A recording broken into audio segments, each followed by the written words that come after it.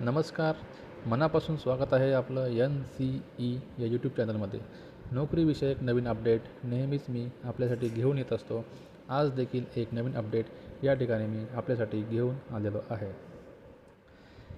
जिल्हा न्यायालय भरती 2023 बाबत एक नवीन notification high court of Bombay यांच्या ऑफिशियल वेबसाईटवरती प्रकाशित करण्यात आलेलं आहे. काय आहे नोटिफिकेशन पाहूयात. तत्पूर्वी चॅनलला सबस्क्राईब केलं नसेल तर नक्कीच सबस्क्राईब करा आणि बेल आयकॉनला प्रेस करा, जेणेकरून नवीन अपडेट्स आपल्यापर्यंत पोहोचण्यासाठी मदत होईल. तर इथं या ठिकाणी बघा, ऑफिशियल वेबसाईटवरती आपण आल्यानंतर या ठिकाणी आपल्याला एक नवीन सूचना दिसेल की central online recruitment process to fill up the vacant post of stenographer grade 3 junior clerk and peon हमाल.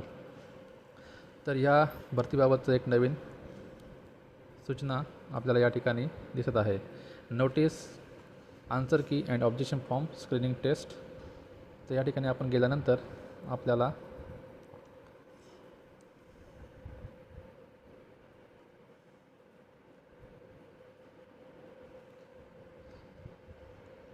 दिसेल या ठिकाणी की सूचना आलेली आहे की बघा, जिल्हा न्यायालय केंद्रीय ऑनलाईन भरती प्रक्रिया 2023 सूचना.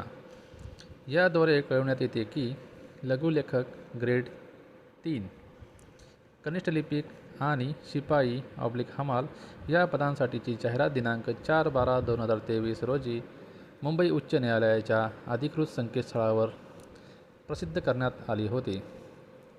सदर जाहिरातीच्या अनुषंगाने दिनांक 5, 7, 8, 12 आणि 14 फेब्रुवारी 2024 रोजी लघुलेखक ग्रेड 3 वगळता कनिष्ठ लिपिक आणि शिपाई हमाल या पदांसाठी स्क्रीनिंग चाचणी घेण्यात आली. सदरच्या स्क्रीनिंग चाचणीच्या उत्तर तालिका आणि हरकत फॉर्म उमेदवारांच्या लॉग इनमध्ये दिनांक 2 मार्च 2024 ते दिनांक 4 मार्च 2024 या कालावधीमध्ये उपलब्ध करून देण्यात येत आहे. तर आता याच्यामध्ये बघा की 5, 7, 8, 12 आणि 14 फेब्रुवारी 2024 रोजी लघुलेखक ग्रेड 3 हे पद वगळता कनिष्ठ लिपिक आणि शिपाई किंवा हमाल या पदांसाठी ऑनलाईन टेस्ट घेण्यात आली होती. तर या संदर्भात जे काही उत्तर तालिका आहे आणि त्या संदर्भात आपले काही हरकत असतील तर हरकत फॉर्म उमेदवारांना त्यांच्या लॉग इनमध्ये 2 मार्च ते 4 मार्च 2024 या कालावधीमध्ये उपलब्ध करून देण्यात येणार आहेत. म्हणजे आन्सर की येणार आहे आणि त्याच्यावरती आपले काही हरकत असतील तर त्या हरकती आपण त्या ठिकाणी त्यांची नोंदणी आपण करू शकतो. पुढे पहा, सदर उत्तर तालिकेतील प्रश्नासंदर्भात उमेदवारांना काही हरकती सादर करायच्या असल्यास उमेदवारांनी दिनांक 2 मार्च 2024 वेळ सकाळी 8 वाजता ते दिनांक 4 मार्च 2024 रात्री 11:55 या कालावधीत त्यांच्या लॉग इनमधून प्रश्नासंबंधित हरकती, त्यांच्या हरकतींचे समर्थन करण्यासाठी आवश्यक असलेल्या अभिलेखांसह किंवा ऑनलाईन वेब लिंक्स इत्यादीसोबत ऑनलाईन पद्धतीने सादर कराव्यात. म्हणजे आपल्या जी काही आन्सर की आहे ती आपल्याला 2 तारखेपासून 2 मार्चपासून उपलब्ध करून देण्यात येणार आहे आणि याचा कालावधी 4 मार्च 2024पर्यंत असणार आहे. तर या कालावधीमध्ये आपण आपल्या युजर ID आणि पासवर्ड वापरून आपण लॉग इन करू शकतो आणि आपली आन्सर की आहे ते आपण पाहू शकतो. आणि त्याच्यावरती आपले काही हरकत असेल तर आपल्याला हा नमूद केल्याप्रमाणे जो कालावधी आहे या कालावधीमध्ये आपल्या हरकती ज्या आहेत त्यांची नोंद करायची आहे.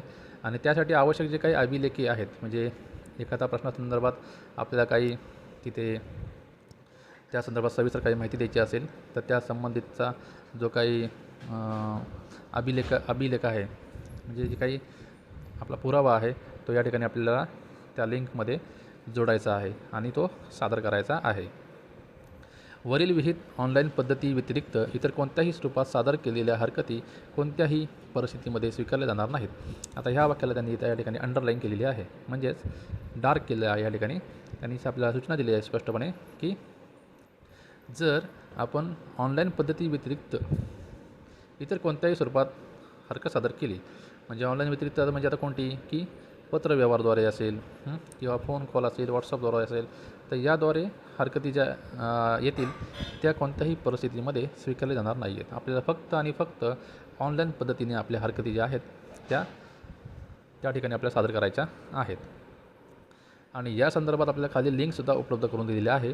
ती लिंक आपण ह्या इथे पाहू शकतो. तर उमेदवारांनी याची नोंद घ्यावी. आता हे जी सूचना आहे ती दिनांक 1 मार्च 2024 रोजी बॉम्बे हायकोर्टच्या संकेतस्थळावरती प्रसिद्ध करण्यात आलेली आहे.